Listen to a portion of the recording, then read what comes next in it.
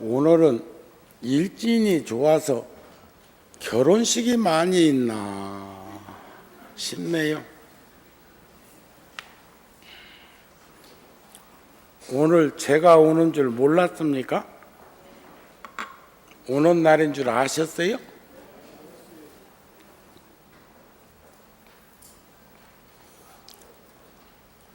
제가 한 달 사이에 대만 불교를 보기 위해서 50명 넘는 불자들하고 4박 5일, 저는 3박 4일, 불자들은 4박 5일 다녀왔죠. 그리고 며칠 있다가 캐나다 토론토에 있는 대각사에 법회를 하기 위해서 갔다가 미국 뉴욕 쪽에 태풍이 와서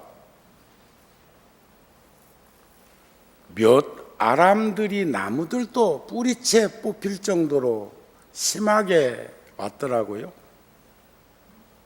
그래서 공항이 폐쇄가 돼가지고 뉴욕 원각사 주지스님이 토론토까지 저를 차를 가지고 와서 한 7시간 정도 이동을 해서 뉴욕 원각사에서 첫째 주 일요일 날 법회를 하고 그 다음 날 돌아왔다가 또 2, 3일 있다가 일본 후쿠오카에 우리 개원법회 때 와서 아학 연주를 해줬던 절에서 400년 전에 열반하신 사명대사를 임진난한 참 어려운 시절이었죠. 그때 한 스님 사명대사가 일본에 가서 3,000명이 넘는 포로와 수많은 문화재를 환수해서 돌아오신 업적을 지니고 있고, 지금으로 말하면 국무총리지요. 영의정 3일 하시고 다시 산으로 돌아가신, 그리고 열반에 드신 사명대사의 책을 우리가 상상할 수 없는 범위까지 자료를 조사해서 만든 책을 출판한다고 해서 1박 2일로 다녀왔고, 합천 해인사에서는 1,000명이 넘는 동문들이 매년 한 번씩 모이는데 그곳에 갔다 와서 불교 텔레비전 일요일 날 법회하고, 보신 분들 계세요? 두 분이 고개 까딱까딱 하는, 불교 텔레비전 좀 보세요. 우리 부타 TV 인터넷도 보시지만 불교 텔레비전 BTN도 보세요. 보셔야 합니다. 그저 저 스위치 틀 것도 없이 리모컨 탁 하면 열리고, 탁 열리면 불교 텔레비전이 이렇게 방송이 되지. 그래야 많은 분들에게 포교할 거 아닙니까? 그리고 순천 송강사에 금강경 산림법회에 다녀왔습니다. 그러는 중에 우리 금년 농사 지었던 배추 만포기를 구룡사와 열애사가 나누어서 김장까지 해 마치셨다고 합니다. 다 마치셨어요? 대답하신 분들은, 봉사하신 분, 지금 대답 못 하시는 분은 모르셨던 분, 좀 소문 좀 내지 그랬어. 솜씨자랑 좀 하시라고. 그런데 근간의 열애사에 공양주 보살님이 계시지 않는다는 말을 들으면서 매우 마음이 불편합니다. 소임자들이 얼마나 힘들며 불자들이 집에서 밥해 먹는 것도 보통 일이 아닌데 날마다 교대로 와서 후원해서 봉사를 해야 하는 이 처지는 거기에 소임자가 있는 상태에서 봉사하는 것하고는 다릅니다. 혹여 여러분들 가운데에서 할 일 다 해마치고 들어 누워도 부담 없을 만큼 세상 사신 분이 있거들랑 열애사에 와가지고 함께 좀 하십시다. 찾아보면 있어. 체면 때문에 못하나 그거 저기 할 거 없지.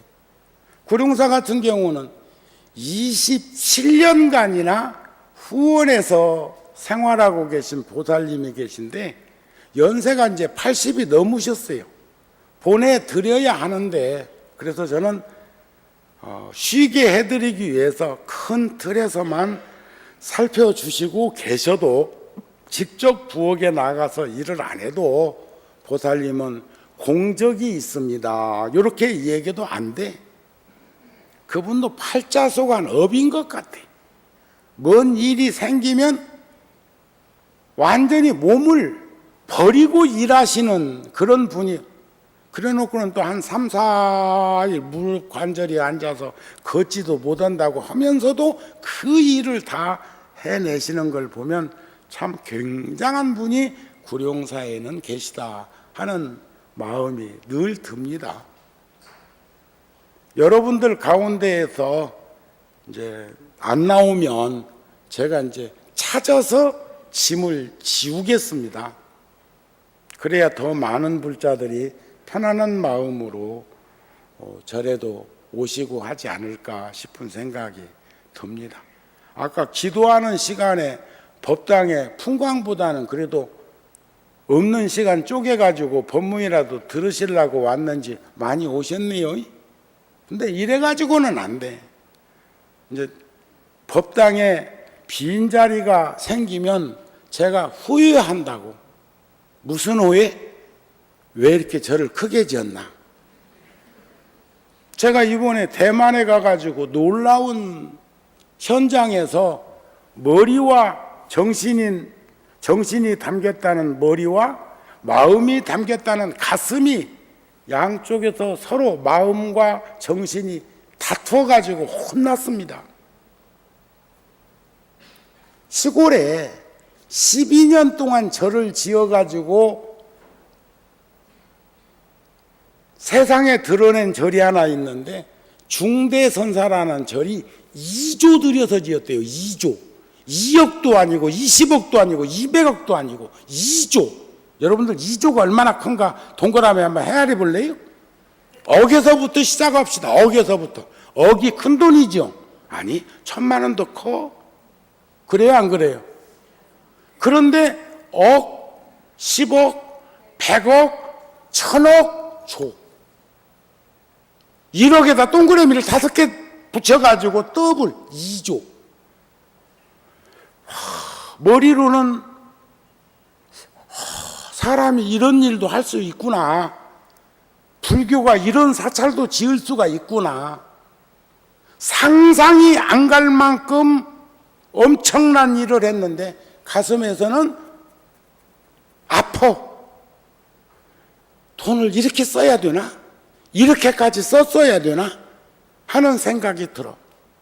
그러면 열애사도 불자들이 많이 안 댕기면 오늘 또 지금 내가 신중단 보면서 기도하면서 그런 생각을 했어. 여기 기둥이 있는 데서 갈라가지고 저쪽 부처님 모신 저 공간은 차라리 방을 드릴 걸. 그런 생각 안 들게 하세요. 아셨습니까? 여러분들은 무슨 죄가 있어? 안 오니까 죄가 있지. 제가 오늘은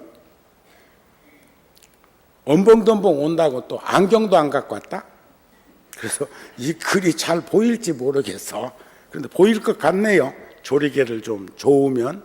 그런데 제가 근간에 구룡사, 열애사 또는 분당, 장안사, 연화사 등 포교당에 이렇게 댕기면서 보현행원의 10대원을 이렇게 전해드렸습니다. 그러다 보니까 오늘 10번째 지은 바 모든 공덕을 널리 회양한다는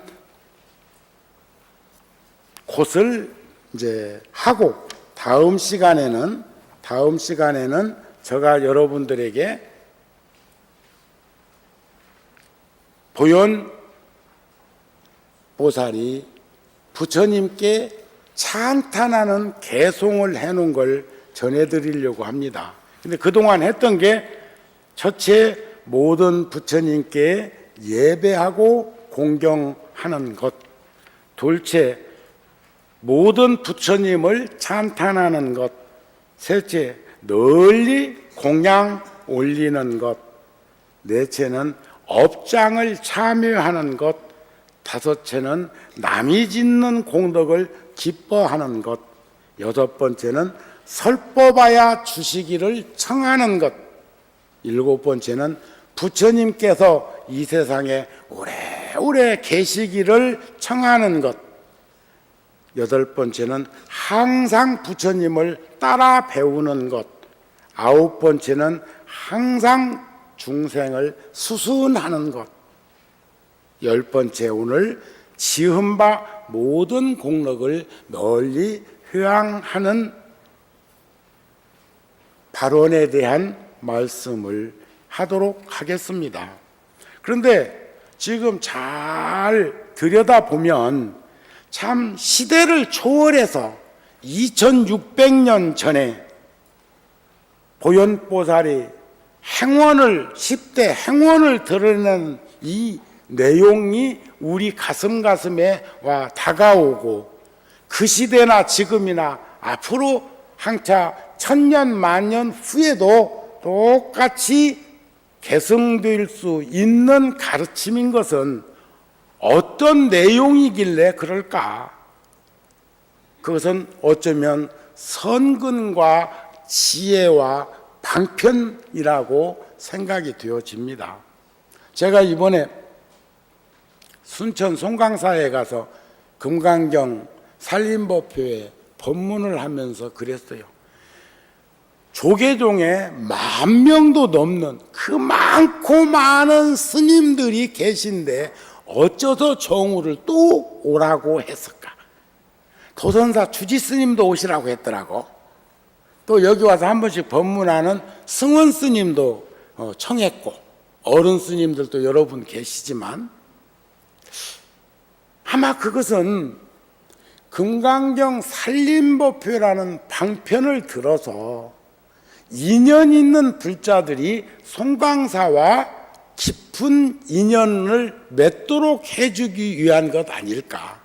그래서 저는 속내를 드러내서 기와장 한 장이라도 사촌왕 복장불사 하던데 거기에 저도 개인적으로 동참을 하고 왔어요. 저도. 그리고 그날 그곳에서 법문했다고 법사비, 거마비를 주셨는데 그것도 제가 주지실에서 차 한 잔 먹으면서 한 10분 정도 다 가지고 있었으니까 이제 내 거지. 바로 내가 받자마자 제일 어리석은 사람, 못난 사람이 뭐냐면 누가 선물 줬는데 마음에 들으면 남 안 준다. 마음이 별로 안 들으면 그 옆에는 니나 써라 이런다고. 그런 일 있어 없어? 여러분들 해봤어 안 해봤어? 그렇게 하면 안 돼. 선물은 반드시 받으면 좋고 나쁘고 크고 작고 상관없이 개봉을 해서 감사함을 표해야 해요. 아셨습니까? 그러니까 내가 한 10분 정도 그 봉투를 가지고 있었으니까 이제 내 것이 되었다고 생각됩니다. 그 다음에 대중공양비로 도로 내놨어. 다만 그 내용물이 얼마인가는 들여다보지 못하는 쑥스러움도 저에겐 있습니다. 많고 적은 게 중요한 게 아니라 제가 왔다고 송강사 사중에서 그러한 마음을 낸 걸 저는 받아서 지니고 그리고 다시 위타인설할 수 있는 그러한 행동이 필요하다고 생각되기 때문에 그렇게 한 것이죠. 요즘 정치 지도자들도 그랬으면 좋겠어. 자체 통찰력이 있었으면 좋겠고 국민들을 설득할 수 있는 설득력이 있으면 좋겠고 동서가 화합하고 계층이 화합할 수 있는 결합력, 융화력이 있었으면 좋겠고 네 번째는 인간적인 매력이 있는 분이 지도자가 되었으면 합니다. 그런데 우리 불교에서 보면 불보살님과 선지식의 모습은 바로 시대적 상황을 초월해서 중생들이 요구하게 되는 조건을 다 갖췄기 때문에 2600년 동안 지금까지 이어져 온 거고 한차 앞으로도 이어져 가는데 전혀 문제가 없을 거라. 그동안 제가 그렇게 한 달 사이에 막 들쑥날쑥 하느라고 아무리 뭐 해도 내 입장에서 날짜를 잡을 수 없다 보니 강력하게 나를 요구하는 곳에 가다 보니까 이번에 경전 공부도 제대로 못했지만 저하고 교재로 가지고 있는 열반경 그러나 우리 스님께서 티벳에서 유학 오신 스님께서 여러분들하고 귀한 시간 가지셨죠? 저도 우리 붓다TV 인터넷을 통해서 내용을 청취했습니다. 자, 그럼 먼저 이 10가지 부분에 대한 것만 오늘 하고 그 나머지는 다음 시간에 하도록 하겠습니다. 제가 이번 주에는 목요일 날 불교대학은 천수경과 반야심경 강의를 주문받았습니다. 그래서 목요일 날은 불교대학의 강의를 할 것이고 금요일 날은 이제 이어서 경전 공부를 해서 어쨌든지 어떻게 금년 말까지 열반경을 마쳤으면 좋겠다는 생각이 들고 그래도 여기 열애사 같은 경우는 한 달에 한 번씩 종범 스님이 오셔서 우리 조계종단의 소위경전인 금강경 내용을 법문해 주셔서 여러분들은 참 복 있는 분들이라는 생각을 하는데 동의하십니까?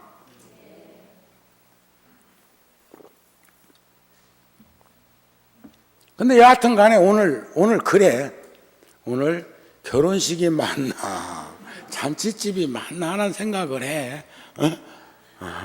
아니면 여러분들이 정우 스님을 따르는 무리가 많아서 정우 오는 날만 오는지 아니면 세상이 어수선하고 오타각세가 그런 세상이라고는 하지만 번다 해서 여러분 제가 전에 한번 말씀드렸죠.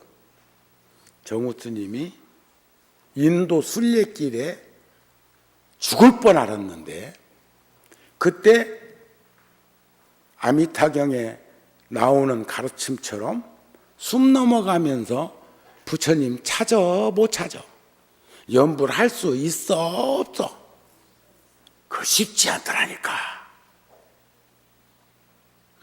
그런데 그렇게 절박한 순간에 염불, 염법, 염승 할 수 있는 훈련이 숙련되어야 우리는 그런 게 언제든지 대처될 수 있는 그 어려운 관문을 통과하게 될 수 있습니다. 그런데 제가 북인도 히말라야 산에서 인도하고 우리하고 3시간 반 차이 납니다. 제가 5시에 그날 잠잤던 곳에서 옥상으로 올라갔을 때가 5시, 새벽 5시. 그런데 그 동네 사람들은 그렇게 일찍 일어나니까 놀래. 굉장히 힘들 건데 어떻게 저렇게 일찍 눈을 떴을까 하는데 아직 시간차가 적응이 안 돼가지고 그때 눈 떠봤자 한국에서는 8시 반에 눈 떴다? 뭔 말인가 알았어요? 그런데 그 동네 사람들은 무지하게 스님이 부지런한 사람. 한국의 순례자들은 인도에 가면 그렇게 늦게 잠들었는데도 아침 일찍 일어난다네. 아니, 우리는 한국 시간으로 말하면 늦잠 잤다? 뭐 이해됩니까? 그런데 거기도 얼마나 풍광이 좋던지 거기서 기도할 거라고 천수경을 쭉 하는데 수십 년 했던 그 천수경이 온만이 밤매움에서 탁 걸렸어. 온만이 밤매움 다음에는 뭐요? 한번 여러분들 탁 꺼내봐. 온만이 밤매움 다음에는 연불 뭐요? 준재진은? 근데 그 준재진이 안 나오는 거예요. 그래서 전축판 금관놈처럼 계속 내가 잘 써먹는 얘기가 있잖아요. 전축을 틀어놨는데 낡아가지고 판이 갔어. 전축반줄은 몇 줄이길래? 전축반줄은 한 줄이 한 줄. 한 줄로 시작해서 한 줄로 끝나. 그게 2줄이 되면 거기서부터는 두만강, 두만강, 두만강이다 계속. 그러시죠? 근데 거기서 다시 정구업진언을 하다가 그 너무 길다 싶어가지고 나무 참죄업장, 제가 CM송처럼 이렇게 잘 하는 대목이 있어. 나무 참죄업장부터 온만이 밤매움까지. 특히 티벳이라든지 티벳은 온만이 밤매움을 많이 주력하니까 거기 가고는 12존불 쭉 해가지고 이제 끄트머리 가서 이제 온만이 밤매움까지 하면은 그렇게 마음이 뿌듯하고 그런데 너무 좋아도 안 되더라고. 근데 지금 상황이 너무 좋아 넘치는 거요. 아마 너무 세상이 험해가 진짜 힘들어갖고 절박한 거요. 빈자리 어디 갔느냐? 사람 노릇하고 자기 보살님은 거사님 어디 갔어? 시제? 오늘 시제 지내는 날이요? 여담이요. 왜? 지금 열애사 불자들 많이 오신 거요. 다만 초하루나 다른 법회보다 적어 보이는 것은 질량의 법칙이죠. 법당이 너무 크고 그래서 그런 생각이 들 수도 있지 않을까 싶습니다. 자, 10번째 전해드립니다. 선남자야 또한 지은 공덕을 널리 회양한다는 것은 처음에 부처님께 예배하고 공경하는 것으로부터 중생을 수순하는 것까지의 모든 공덕을 진법게 허공개 일체 중생에게 남김없이 회양하여 중생으로 하여금 항상 안락하고 일체 병고는 영영 없기를 발언하며 악한 일을 하고자 해도 하나도 됨이 없고 착한 업을 닦고자 하면 다 속히 성취하여 일체 악취의 문을 닫아 버리고 열반에 이르는 바른 길을 보이며 모든 중생이 그지어 쌓은 모든 악업으로 인하여 얻게 되는 일체의 괴로움은 내가 다 대신 받아서 저 중생으로 하여금 모두 해탈게 하여 마침내 무상불의를 성취하게 하는 것이니라.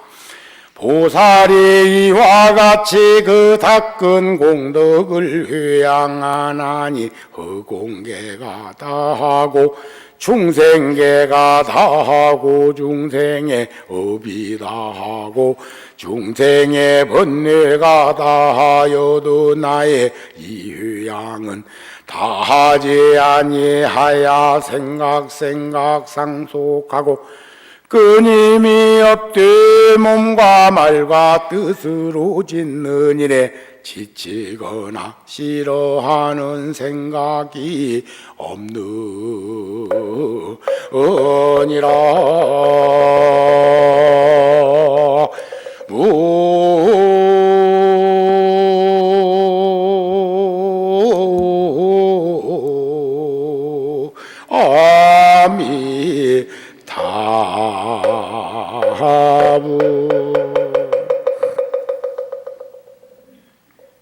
다 알아들으셨죠? 그리고 만일에 이해가 잘 안 되면 또 한 번 보시고, 그리고 또 더 이해를 구하고자 하면 이산 해연선사 발언문을 보시고, 또 보항삼매론을 보시고, 이렇게 등등 하면 우리가 어떻게 살아야 될 것인가 하는 부분에 대한 확신이 생기실 것입니다. 여기서도 지금 보면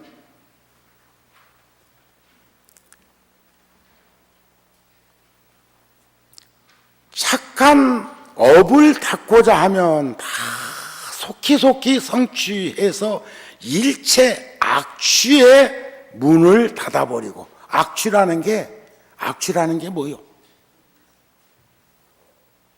악취라는 게 사막도가 악취예요. 육도가 악취요. 우리가 상락 아정을 말할 때 항상 된 나, 즐거운 나, 참나, 깨끗한 나의 본성은 그 자리가 어떤 자리냐면 항상한 자리는 법신이고 즐거운 자리는 열반이고 참나는 부처고 깨끗한 나의 자리는 법 이치의 자리요.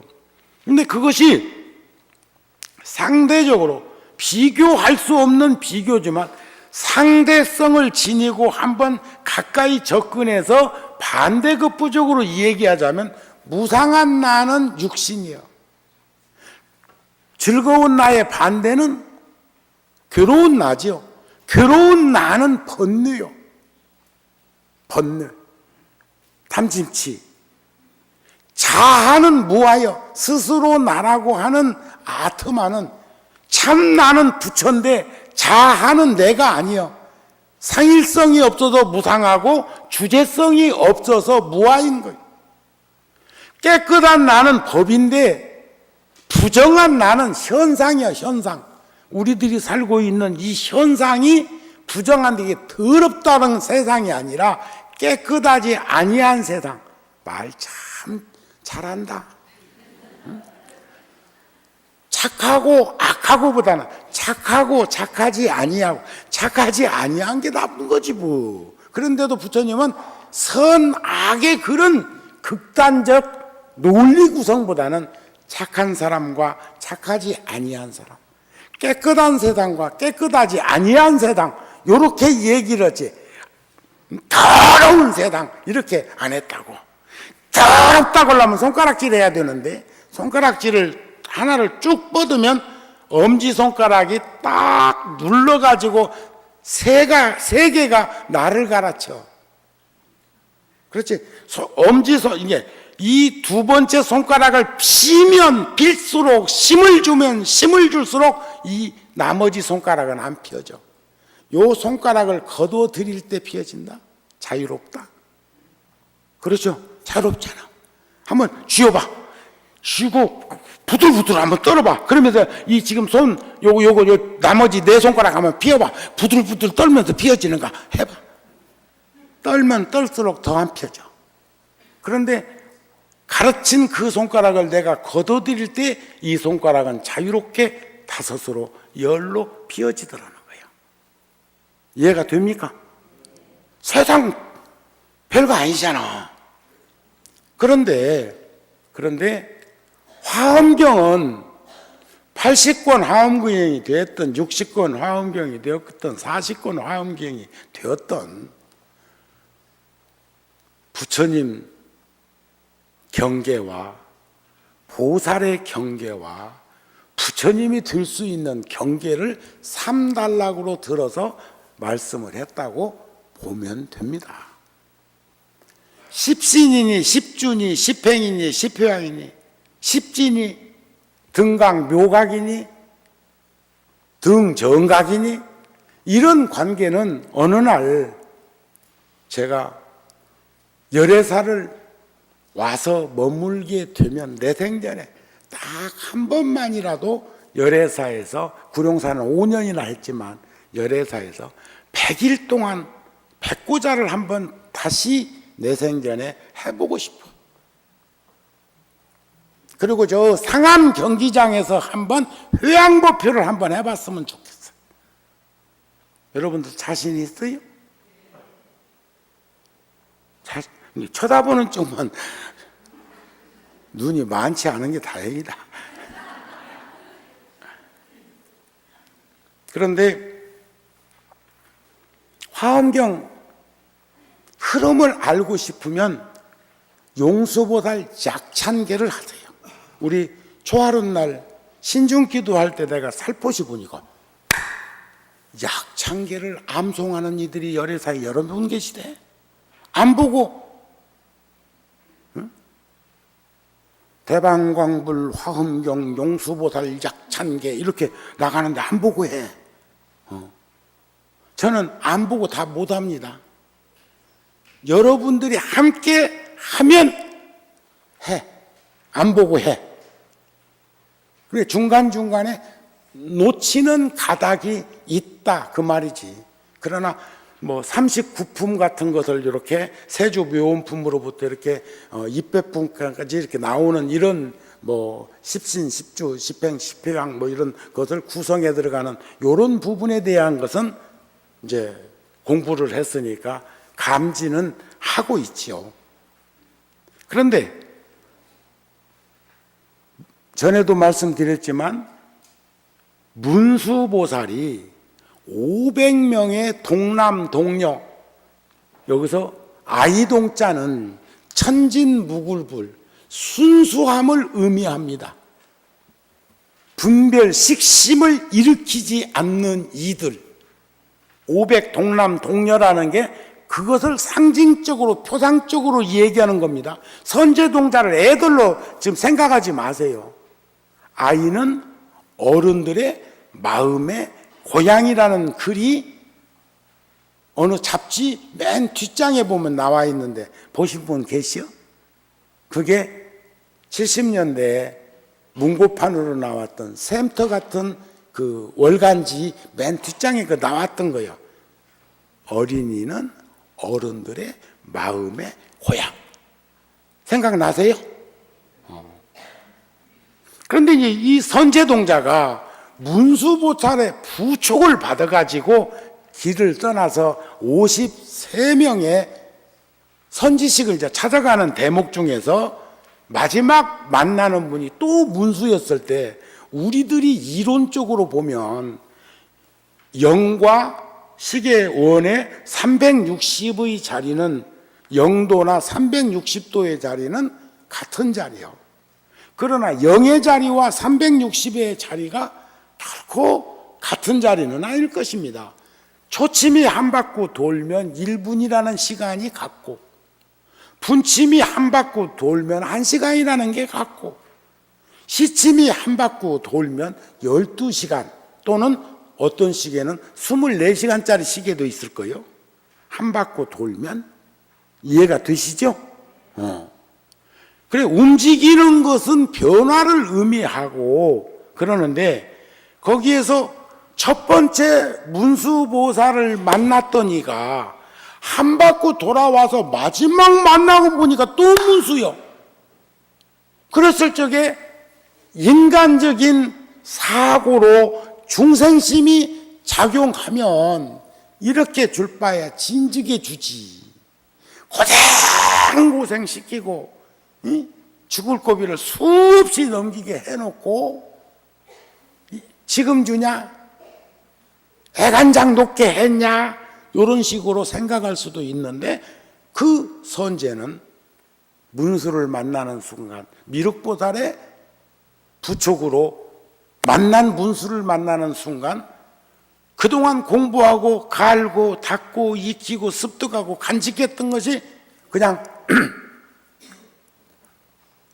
어두운 밤에 불이 꺼진 것처럼 지륵야밤으로 칵 하면서 아무것도 보이지 않는 대목에서 불을 다시 켜고자 할 때 보현행원의 10대원이 드러나는 것이 보현행원품이다. 이렇게 보시면 되는데 이제 문수보살이 선제동자에게 우리가 다 지금 선제입니다. 응? 이런 얘기 저런 얘기를 듣고 나서 선제동자는 대중들을 위해서 이제 선제동자가 대중들을 위해서 지금 길을 떠나야 되는 여타한 말을 하고는 은근하게 권해. 자 보세요.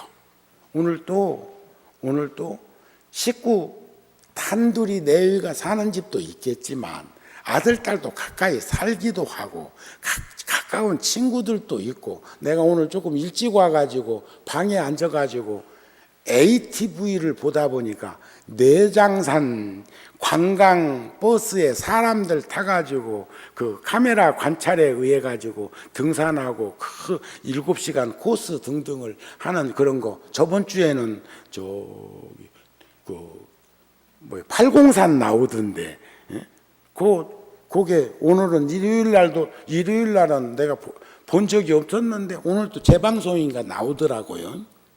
그런데 그렇게 모녀지간에 길손이 되어서 가시는 분, 부부지간에 가시는 분, 부모와 자식지간에 가시는 분, 연인 사이에 가시는 분, 친구 사이에 가시는 분, 수없는 분들이 가는데 휴게소에서 우리도 몇십 대씩 가면은 휴게소에서 반란 일어나잖아요. 아무래도 평일에 가면 보살님들이 더 많다 보니까 어디까지 점령해 들어오지? 거기도 나오대. 그래도 다 이해하고 도량 있게 미소로 그걸 수용해 주더라고요. 하게 집에서도 뭐 저 조그마한 아파트 같은 데는 저 세면장 하나뿐이잖아요. 그래도 부모와 자식이 잘만 쓰자니요. 남녀노소 구분 없이 쓰자니요. 그런 때도 이해가 좀 되고 했으면 좋겠어. 왜 여기 왔다고 손가락 지르지 말고, 아셨습니까? 은근하게 권하면서 그들을 기쁘게 하였으며 안욕따라 삼약삼보리 심을 내게 하였으며 또 과거에 심은 선근을 기억하게 했다. 우리가 이렇게 충동을 느끼고 유혹을 느낄 때 선근이 있고 지혜가 있는 이는 이내 그거 깔아앉혀버립니다. 이러면 안 돼. 제가 어렸을 때 기억인데요. 제가 정우 스님이 또 한 번 물어야 되겠다. 정우 스님이 욕심이 많아 보여? 없어 보여? 정우 스님 욕심은 다음이 없는 욕심인데 내 것이 아니요. 그래서 부처님께서도 열반경에 보면 불보살은 욕심이 다음이 없는 욕심. 욕심이 없는 분이 아라한이고 욕심이 다음이 없는 일을 보살이라고 그랬어. 정우 스님은 보살이다. 그런데 어렸을 적에는 유난히 백구리가 크고 가난한 시절이라 식탐이 많았던 아이, 그렇게 느껴집니다. 지금 생각해 보면. 그리고 요즘도 그 업이 돌출될까 봐서 어디 그 모임 같은 데 갈 때는 절에서 저녁 먹고 가. 그리고 거기 가서는 먹는 척만 해. 엎덩어리가 아직 다 녹지 않은 상태라 바깥에 나가면은 화려해, 음식이. 그죠? 그럼 거기에 눈에가 이렇게 정지되면 침이 꼴딱꼴딱 넘어갈 수도 있고, 아니면 그 덤펑덤펑 먹고 입줄에 오르내릴 수도 있고. 과거에는 안 그랬지만 지금은 그래. 어떤 스님은 중국집에 가가지고 짜장면 시켰는데, 짜장면 시켜가지고 거기 나오는 것 있죠? 그걸 딱 비벼가지고 이렇게 섞어 놓고는 거기에 또 눈에는 잘 안 보이네. 그걸 골라내라고 애쓰대. 그러면 처음부터 이 얘기하지, 그거 넣지 말라고. 그런데 눈으로는 잘 안 보여도 혓바닥에서는 씹히대, 그거. 나 그거 뭔지는 몰라도 하여튼 간에 절에서 잘 안 먹던 것이 씹히더라고. 그래서 나는 안 먹을 수 있으면 안 먹어야 되는데, 나가가지고 절에 가서 밥 안 먹으면, 우리나라는 저 대만이나 중국처럼 채식이 그렇게 발달되어 있지 않습니다. 그리고 채식만 하는 음식점에 가면 도리어 돈이 더 나가. 그런 경험들 있으실 거예요. 그러면 그냥 짜장면 시켰으면 나를 위해서 잡은 것도 아니고, 그러니까 그냥 드세요. 내가 너무 무리했나?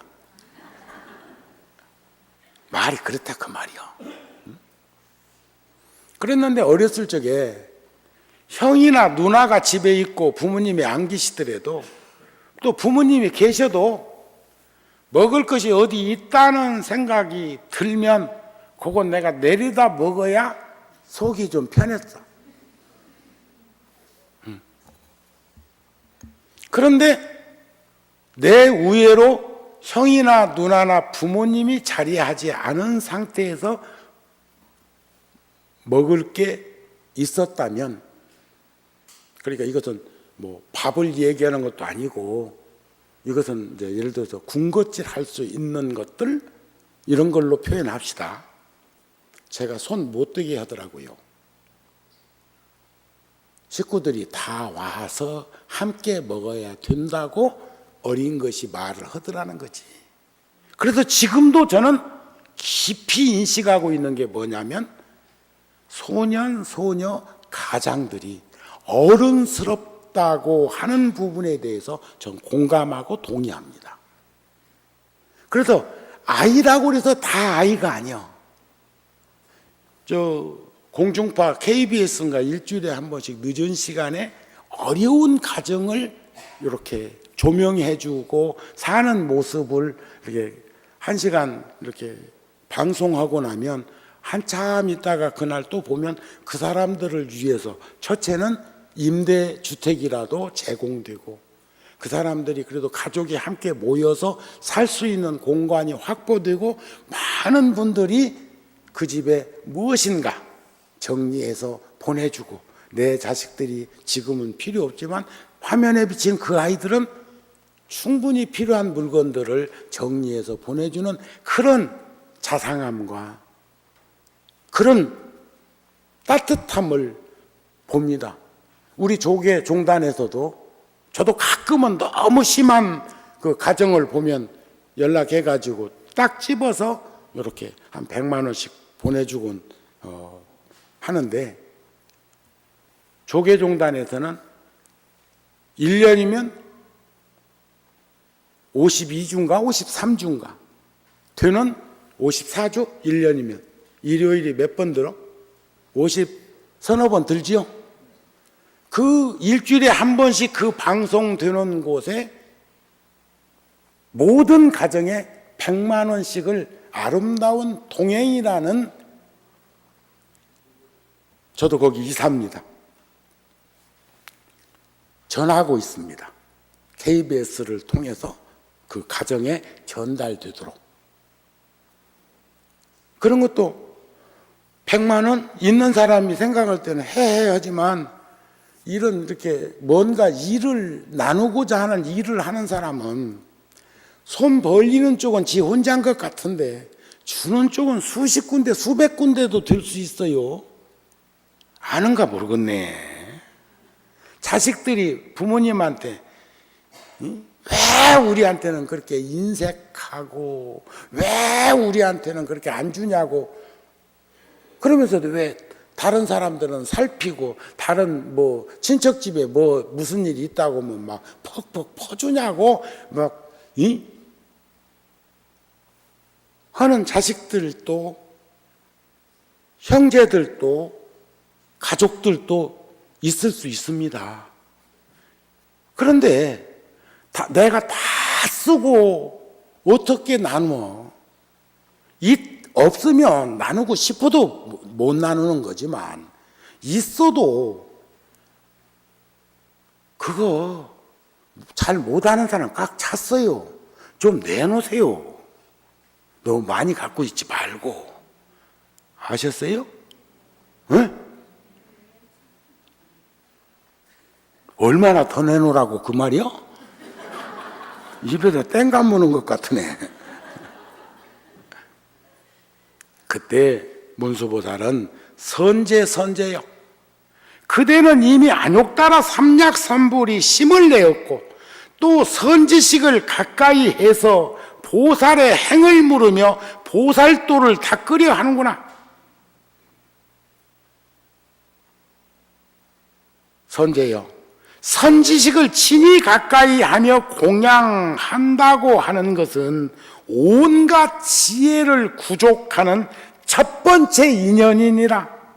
공양함을 구하는 것은 여기 지금 널리 공덕을 회양한다는 게 시작하며 보면 부처님께 예배하고 공경하는 것으로부터 출발했지요. 그러므로 이 일에는 고달픈 생각을 내지 말지어다. 고단할 수는 있어. 제가요 어저께 그저께 중국에서 참 큰 불사를 하고 큰 일을 하고 계시는 스님들 일행이 오셔서 아침에 제가 그분들 숙소로 가서 우리 차로 모시고 열애사에 와서 사시 기도 전에 참배하고 지하 3층에서부터 쫙 다 안내해드리고, 그 스님은 지금 절 짓고 있는 절이 앉은 자리가 6,000평이야. 지금 짓고 있는 절이. 열애사는 앉은 자리 건물이 이게 350평입니다. 상상 가지요? 그리고 나서 이제 구룡사 가서 점심 공양을 하고, 그날 마침 금요일 날이라 합창단이 연습하고 있어서 노래 2곡 청해 듣고, 그리고 제천 불교 마을에 가서 법당 대웅전은 여기 지으면 좋겠어. 어쩌면 나하고 생각이 비슷하게 맞아 들어가더라고요. 그리고 오면서 용인하고 양지 사이에 있는 법계선원에 가서 저녁 공양 들고, 비가 부슬부슬 오는데 스님들은 숙소로 가시고, 마침 여기 중동 설혜사 주지 스님이 그 절에서 온 스님이 한국어를 습득하기 위해서 남는다고 절로 간다고 하길래 마침 그 스님 차가 구룡사에 있어서, 그래서 그 숙소에서 스님들 쉬시는 거 보고 택시로 와서 내가 옆방문 열어놓을 테니까, 그리고 보이라 키워놓을 테니까 자고 아침에 그 스님들 공항에 나가는 거 전송해야 되니까 우리 차 나갈 때 나가면 안 되겠나 싶어서 이제 말씀을 해놓고 잠이 들었어. 그러니까 지금 미국 시간과 한국 시간이 겹쳐가지고 아직 어느 쪽으로 지금 돌아서지 못한 상태에서 요즘 며칠 사이에 무지하게 일정이 뻑뻑하게 움직였다가 새벽녘처럼 나가가지고 저녁 늦게 왔으니까 내가 잠들은 것이 몇 시간? 벨 눌러도 안 되고 인터폰 해도 안 되고 문 두들기도 안 되고, 그래서 그냥 차 몰고 비 오는데 그 스님이랑 같이 설해사로 가셨다는 거예요. 눈 떠보니까 2시요. 9시에 눈을 감았는데 떠보니까 2시니까 5시간은 죽는 연습을 알찌게 한 거예요. 그런데 제가 못 챙긴 게 있어. 나는 당연히 방이니까 이부자리가 이불장에 있을 줄로 알았어. 그런데 얼마 전에 어느 스님이 며칠 머무르다 가셨으니까 그거 빤다고 내려가고 아직 안 올라온 거요. 그러니까 스님 혼자 같으면 그냥 방 따뜻하니까 방석 덮고 자도 된다고 생각이 되었는데 외국에서 온 손님이 있으니 그럴 수가 없잖아요. 다 되게 미안하더라고. 응? 자, 보세요. 그런데 고단하기는 무지하게 고단했지만 스님이 고달픈 생각은 안 했다는 거예요. 우리 살면서 늘 강조합니다만 육체적으로는 살면 사바세계 고단할 수는 있어. 그런데 문수보살이 선제에게 말씀한 것처럼 이런 일에 고달픈 생각을 내지 마라. 아셨습니까? 못 살아. 고달픈 생각 나면. 그러면서 선남자야 온갖 지혜의 지혜를 성취하거든. 지혜의 지혜를 성취하거든. 결정코 선지식을 찾아야 한다.